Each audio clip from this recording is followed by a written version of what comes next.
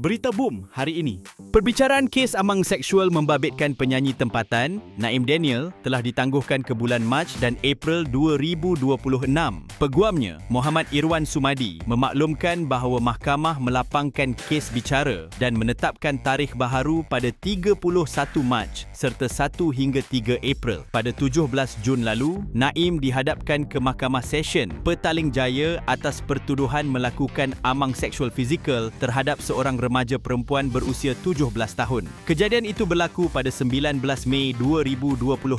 Bagaimanapun, Naim mengaku tidak bersalah terhadap pertuduhan tersebut. Kes dikemukakan mengikut Seksyen 14A Akta Kesalahan-Kesalahan Seksual Terhadap Kanak-Kanak 2017 yang memperuntukkan hukuman penjara sehingga 20 tahun dan sebatan jika sabit kesalahan. Perbicaraan lanjut akan menentukan perjalanan kes dan menunggu keputusan mahkamah.